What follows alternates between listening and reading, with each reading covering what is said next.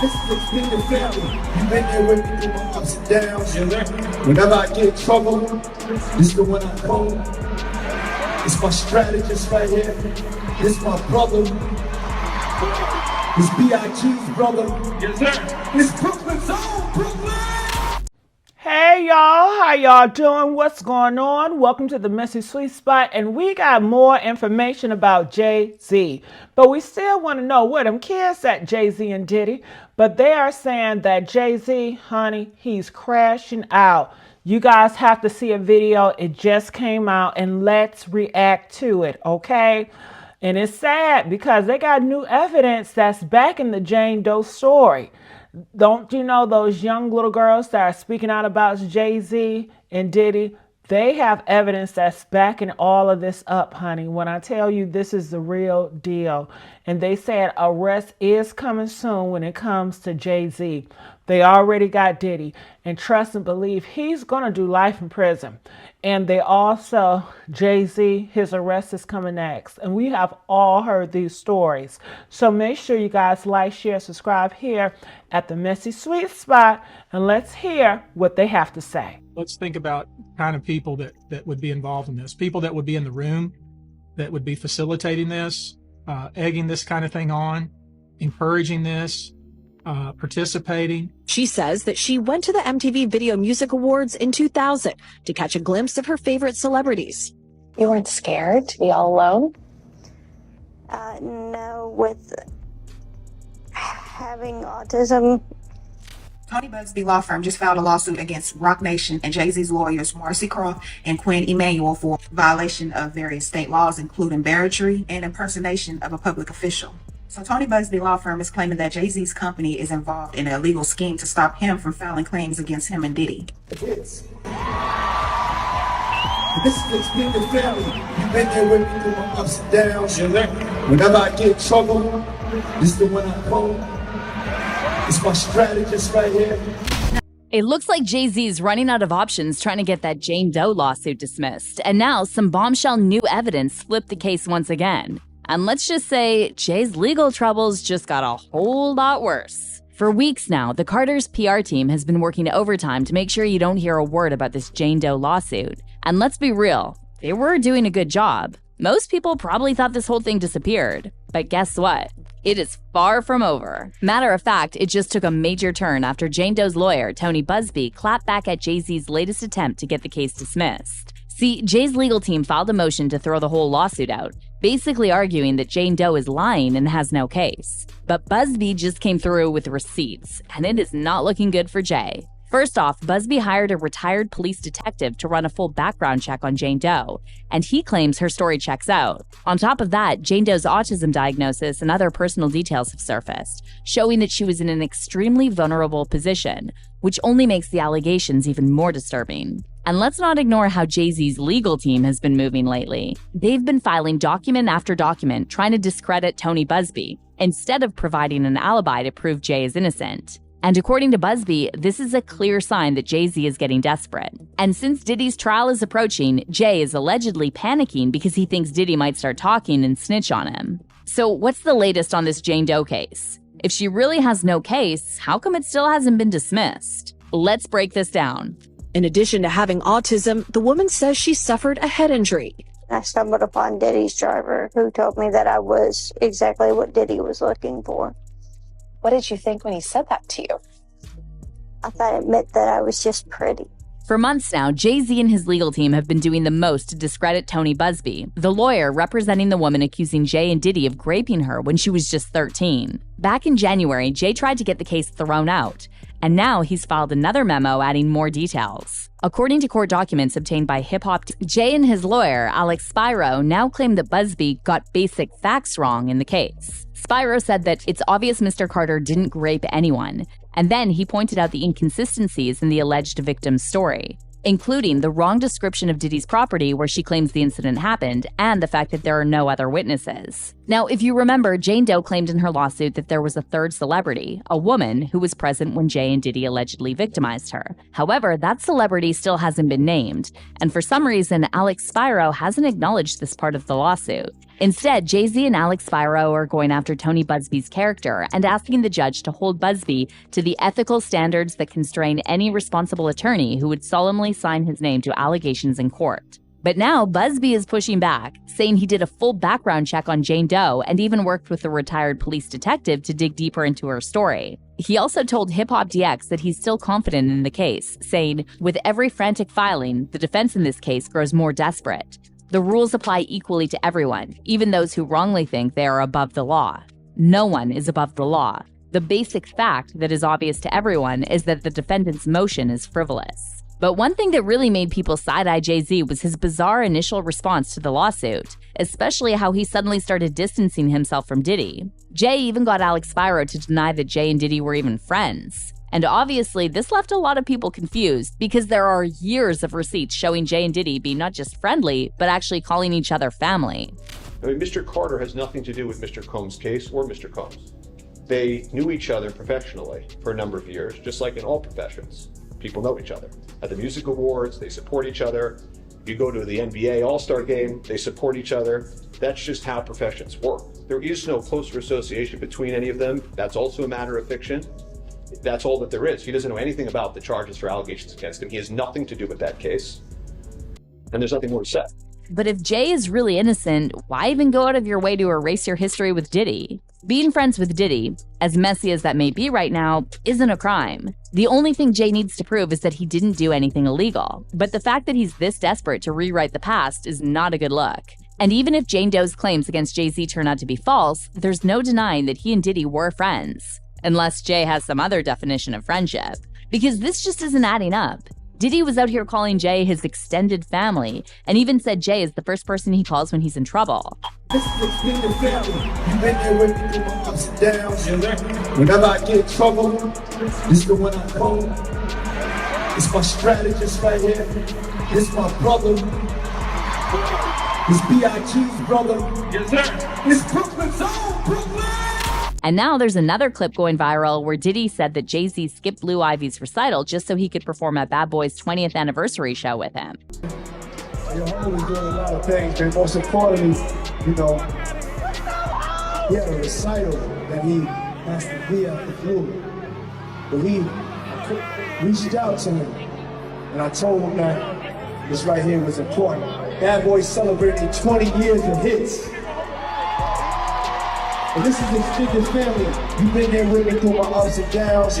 So Jay-Z wants us to believe that there was no friendship with Diddy, but he skipped his own daughter's recital just to support him? Make it make sense. And let's not forget that carpool karaoke episode where Diddy told James Corden that Jay-Z is literally the only person, besides his mom, who can call him by his government name. What's also interesting is that the episode is gone from the official carpool karaoke YouTube channel. Seems like Jay's team might have made some calls. But let's be real, the internet never forgets. Who is Sean approved from the world of entertainment?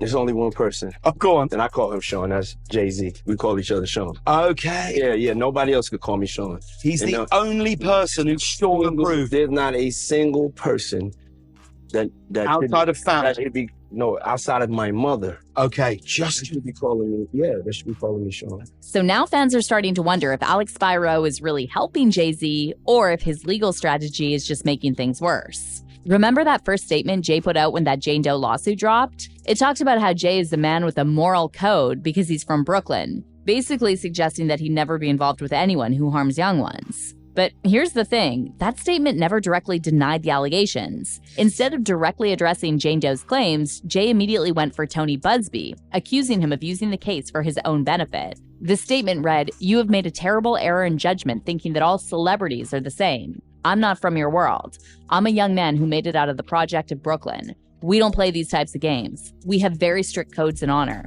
We protect children." But see, fans were quick to pull the receipts, pointing out that Jay-Z's so-called moral code apparently wasn't functioning properly when Jay was out here working with convicted predators like Harvey Weinstein and R. Kelly. When it comes to R. Kelly, Jay-Z kept working with him even after all the disturbing allegations were already public. Let's not forget, they dropped the Best of Both Worlds album and went on tour together. And this was after Jay knew that Kelly had victimized Aaliyah when she was just 12 or 13. This witness vividly remembered the day R. Kelly introduced her to Aaliyah. It was Aaliyah's 12th birthday, and R. Kelly was convinced that Aaliyah would be a star. The witness learned more about R. Kelly and Aaliyah's relationship after walking in on them in the back of a tour bus. A former backup dancer testified she was on tour with R. Kelly in the early 90s, and Aaliyah traveled with them. The dancer said on the back of a tour bus, she saw, quote, Robert and Aaliyah in a situation, saying Kelly appeared to be performing oral on Aaliyah. At the time, Aaliyah would have been around 13 years old. So where was that strict code and honor Jay-Z talked about in his statement when R. Kelly was doing all those disgusting things? According to several insiders, including Dame Dash, Jay knew exactly what Kelly had done to Aaliyah, and he agreed to do the joint album and tour with him anyway. But it just was so much hurt for her to revisit it. It was like, I wouldn't even want to revisit it without a professional. Whatever got done was terrible. So to be honest, like, if you remember the Best of Both Worlds, you don't see my name on there. You know what I mean? And your name is not on either album? Hell no, I never wanted no parts of that. So when Holmes was doing that, I was like, bro, you know our homie and he violated my girl. He violated a friend of yours. And because of the moral challenge and him choosing one way, I knew morally we weren't the same word. By the way, Dame recently called out Jay's lawyer, Alex Spiro, for his moves in the Jane Doe lawsuit in an interview on The Art of Dialogue. And he straight up called Spiro a liar and said everything he's done with the lawsuit has only made things worse for Jay. According to Dame, Spiro's actions have damaged Jay-Z's reputation even more and caused people to come after him like never before. I think right now, his silence is the worst thing for him. If he is innocent, he needs to let people ask him questions, and he needs to be able to say his side of the story, as opposed to letting that lawyer talk. Because that lawyer, I don't trust that lawyer because I went to court with him. So to me, everything that guy said is, allegedly a lie, just based on my experience with going to court with him. I don't trust the Alex Shapiro dude. He's ill. He's an ill dude. He'll say anything. Like, he crazy. You know what I'm saying? Dame then shared his own experience dealing with Alex Spiro and said that if he were in Jay-Z's shoes right now, he wouldn't let Spiro speak for him, especially after Spiro said that Jay and Diddy were never really friends. So I wouldn't have him talking for me. If he wants, I'm not going to sit there and say nothing bad or good or defend or anything, because it'll all play itself out. I just think it's kind of ill that they're on his head like that. And if he's, he should probably come out and say something. It's hard. Like, I don't think I would have said that he didn't know Puff at all or wasn't his friend. I thought that was a little extreme. I thought that was the wrong choice of words. I think that's going to trigger a lot of backlash. But the thing is, I never seen him get backlash at all. So that's what I'm saying. Now he getting backlash. Like, when do you know Jay-Z to be on his heels other than when he got beat up in the elevator? But that was nothing. But I've never seen him under the fire ever. Not in a long time. Not like, I've never seen people on his head like that, pause. Some white man speaking for another black man doesn't add up. It just doesn't work like that. Like, he doesn't know what to say on Jay's behalf. Jay would have to say that. So if he instructed him to say that, like, you don't even know if Jay told him to say that. He could have got off the stage and they was like, why'd you say that? He was like, I had to. Like, he probably said it because homeboy wouldn't. You know what I'm saying? So who knows? Like, I didn't hear him say anything. I haven't heard Jay say a word yet. Have you? Nah, I haven't heard him say anything. There it is. So y'all going by a piece of paper with words, don't get caught up in that. I have not heard him say one thing yet. Until I see him speak, he hasn't spoke to me. Oh, and get this. Even the judge overseeing the Jane Doe case recently called out Alex Spiro for his constant stream of aggressive filings and suggested that his strategy isn't doing Jay-Z any favors. The judge hinted that these frequent motions and attacks on the victim's lawyer could actually be making things worse for the defense because it seems like they're trying to rush the judicial process. Judge Annalisa Torres didn't hold back when it came to Alex Spiro, and in her written order, she slammed Spiro for filing what she called combative motions and using inflammatory language against Tony Buzbee. The judge pointed out that Spiro, who's only been on the case for a few weeks, has already submitted a long list of letters and motions, many of which were focused only on attacking Buzbee's character and pushing the idea that this case needs to be rushed. The judge said Carter's lawyer's relentless filing of combative motions containing inflammatory language and ad hominem attacks is inappropriate, a waste of judicial resources, and a tactic unlikely to benefit his client. The court will not fast-track the judicial process merely because counsel demands it. By the way, the judge also ruled that Jane Doe can stay anonymous for now, saying there are serious concerns about her mental and physical well-being if her identity were revealed. And this is a major win for Buzbee and a big setback for Jay-Z's team, because Alex Spiro was allegedly hoping to use Jane Doe's identity to fight back against the allegations even more aggressively. And on top of everything, Jay-Z's team now also has to deal with Tony Buzbee's new lawsuit against Roc Nation, where he accuses them of hiring shady people to pose as state officials and track down his clients to pressure them into suing his firm. One example Buzbee gave was that Roc Nation supposedly offered up to $10,000 to one of his clients to turn against him. Buzbee also claims these people pretended to be state officials from Texas, showing fake badges to convince people to make up false stories. He even says one of them admitted everything on tape. Now, the lawsuit begins. Defendants have conspired to obstruct justice by engaging shadowy operatives to illegally seek out more than 24 current and former clients of the Buzbee law firm to convince those clients to bring frivolous cases against the Buzbee law firm. Defendant Roc Nation is financing the effort. Its attorneys, Marcy Croft and Quinn Emanuel, are orchestrating the effort. Quite the accusations. So Buzbee is directly accusing lawyer Marcy Croft and the law firm Quinn Emanuel of breaking Texas state laws by allegedly offering one of his former clients money in return for suing his firm. Buzbee even shared a screenshot of Marcy Croft's post where she brags about her relationship with Roc Nation, and Buzbee claimed he had proof that Roc Nation and its lawyers were involved in a conspiracy intended to obstruct justice and prevent the Buzbee law firm from pursuing cases related to Diddy litigation in New York. Buzbee added, the conduct isn't just alleged, it was caught on tape. He then called out Marcy Croft, saying Marcy Croft, who describes herself on social media as part of Team Roc, is orchestrating the conspiracy along with assistance from defendant Quinn Emanuel. As you can see from the screenshot, Croft, Quinn Emanuel, and Roc Nation have a long working history. The suit alleges defendant Roc Nation is financing the illegal effort. Buzbee alleged that agents working for Marcy Croft were recorded offering up to $10,000 to former clients of his law firm, trying to get them to file a bogus case against his firm. He concluded his statement by saying, "Let me be clear, we will not be or intimidated." The defendants this time overstepped, got sloppy, and stupidly got caught in their illegal scheme on tape. We have reported this conduct to the authorities and intend to cooperate with the authorities to ensure all involved are prosecuted to the full extent allowed under Texas law.